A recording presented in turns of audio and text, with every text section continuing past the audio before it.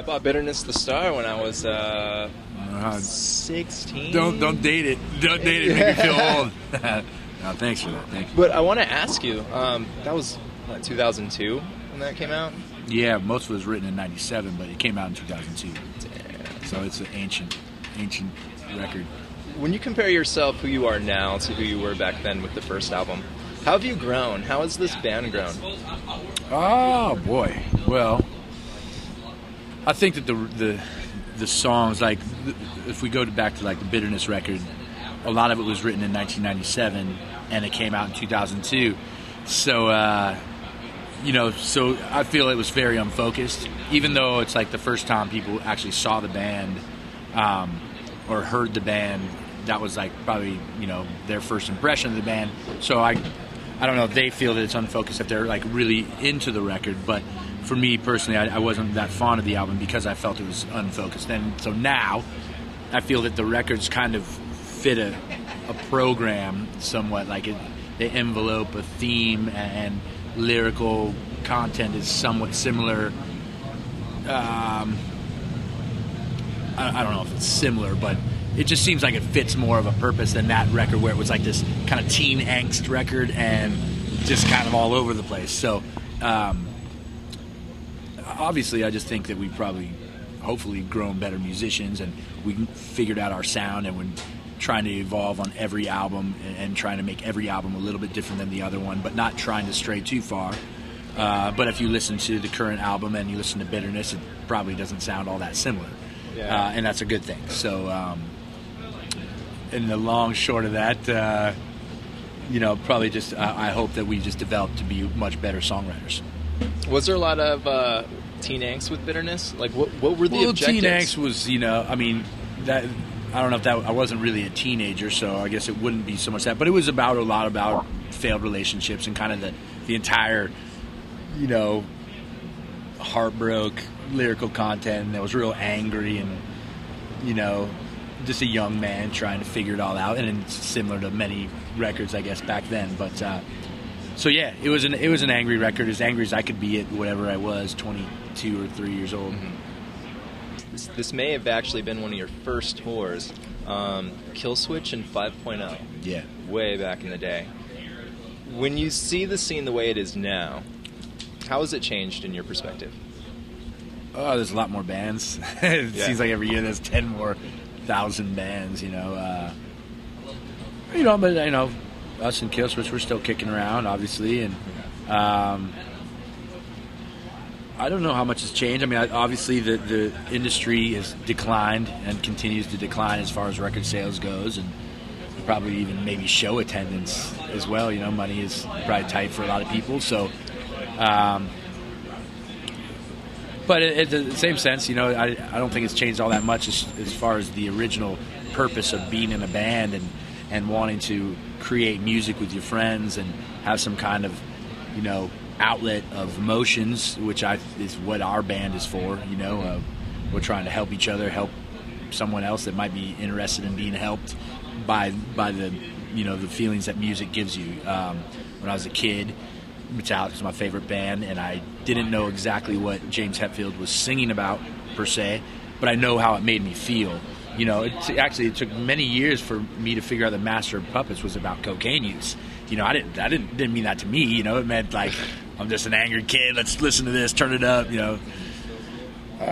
So the purpose is still the same, but I think that obviously the industry has changed, and it's harder to do it as you get older. You got more responsibility, obviously.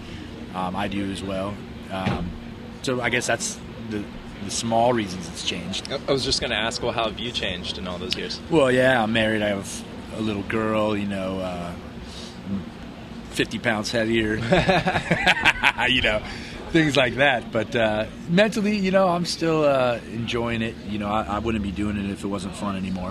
Mm-hmm. So I've been extremely grateful to be able to do this for a living. I mean, you guys have been a band for like 16 years, 15, 16 Yeah, 16. years. This is the 16th year. Are there particular moments that stand out, like highlights? Oh, yeah, of course. I mean, every time you go to Europe and you play the fest, we just got done doing the fest again this last month, and, you're playing with Metallica and AC/DC every night.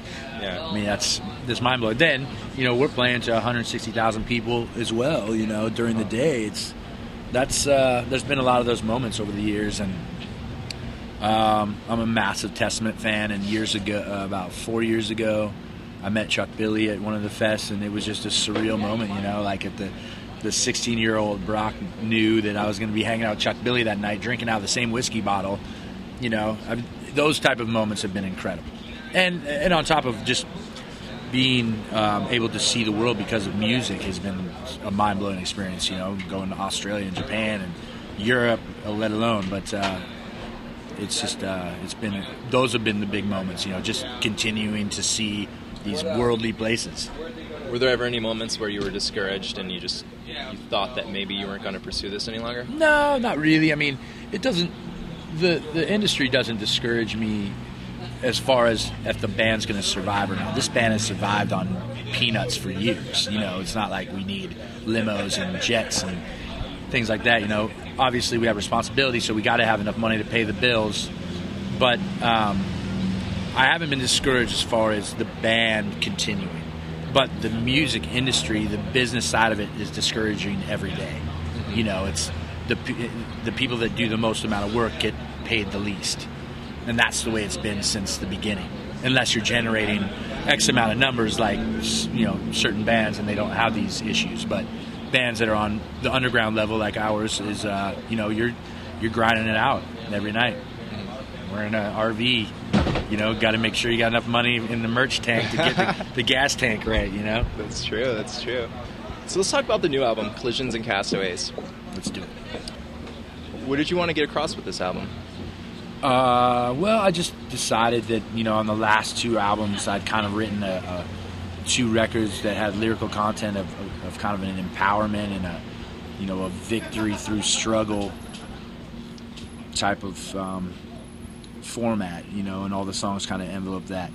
So this time I was like, you know, that's all great, and my life is fairly awesome, and I'm really thankful for all the things that I have, but there's still some issues that I'm dealing with in my life that I'm trying to better, and I kind of wanted to get away from the hippie mindset, I call it, you know, where everything's great, because I am kind of like that. Like, I rarely get pissed off, and I rarely let things get me down. I'm a pretty up guy, I guess. Yeah. You know what I mean?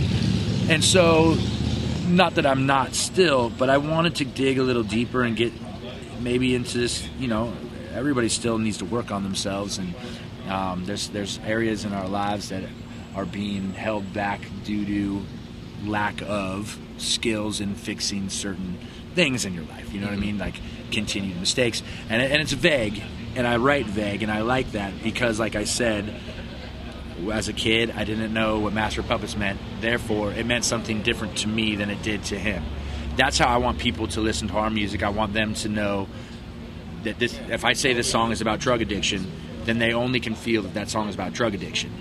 If they don't know it's about drug addiction, then they take whatever they want to from it, and that song reminds them of hooking up with the girl they always wanted to hook up with, or partying with their buddies out at the beach, or anything like that. Mm-hmm. And that's what I've always wanted for our music. Even though that's not what it's about for me, I don't want everyone to be having to dictate their feelings about our songs because I tell them that's what it is. I want you to find your own. So for me, I wanted to work on some basically the record is about a man finding himself in some dark spaces and still needing to work on it. Things that I wanted to kind of put away and never resurface, but in turn, by doing that, those things surface when you least expect them. You know how, like, sometimes you want to say something to someone, and I don't know if you drink or not, but sometimes when I drink, you get drunk and it comes out, and you're like, damn, that wouldn't have come out if I was sober. Things like that. Just issues like that. I wanted to stop those things from possibly resurfacing when I don't want them to. That's just basically the old adage, the truth will set you free. That's what I wanted to do on this album. I wanted to take on some issues that I put away a long time ago that I'm still dealing with and own them and have, just be a man about it and in turn try and become a better man from that. When you look at your life the way it is now, are you satisfied with it? I mean, I think as the great Hatebreed record was titled, Satisfaction is the Death of Desire, I'm thankful and grateful for all these opportunities. Satisfied, I'm still hungry, you know, I don't want to sell anybody on this band. There's no gimmick. We're not flashy dudes. We're pretty normal guys. The music doesn't really have a gimmick to it. It's rock, metal. So on that side of things, I'm not trying to like act like we're going to be the next Metallica or reinvent the wheel. I read articles from other bands and they have these big grand ideas. I've never been like that. I've just always wanted this band to have a career, create honest music, and in turn we've been rewarded by touring and seeing the world because of it. Meeting awesome fans, you know, things that we never dreamt we could do. So in a sense, I'm very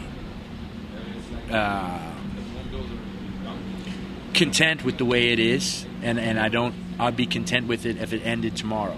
I'd be very excited and thankful for all the great things we got to do. Satisfied, if you're satisfied, then I feel that you don't have the hunger, and I still have it, and I want to reach more people, and I still want to see parts of the world that I have never been able to see. So I still feel that I think we wrote the best record of our careers, and I want people to hear it, and so I'm not satisfied yet. I was just going to ask, are there expectations, though? No, there isn't. That's the other thing. Like, I don't set these goals, like, we got to do this. I just want to do what it takes to survive, basically. Like, from all aspects, you know, from financially to the show, which is the most important part of the day, to, you know, I don't really do vocal warm-ups, although you should. I find that I do what it takes to survive on the road. I'm not going to cut out drinking and having fun, because if I do all that, I tried to do it before, and not that I'm a massive drinker, I don't think, but I tried to like stop some of those type of things to focus on other things, and in turn it wasn't as fun as it used to be. So at this point in my career, I'm just trying to enjoy it, you know. I'm trying to meet the newer bands and get on the cool tours, and you know, and in turn, you know, hopefully we'll be rewarded from that. Do you think it's harder for the newer bands to work their way up? No, I mean, it's the same for everybody, you know. I think there's these things called hype bands, you know, and we're definitely not one of them, and never really have been one. But you always see like these new bands coming up, like, oh man, now everybody wants to like get on the Whitechapel tour or the Winds of Plague tour. Like, those bands are very popular, and that's great. But we've never been like that band. So I think we've been always the working class, you know, grinders. We've always grinded it out. How many minutes are we at?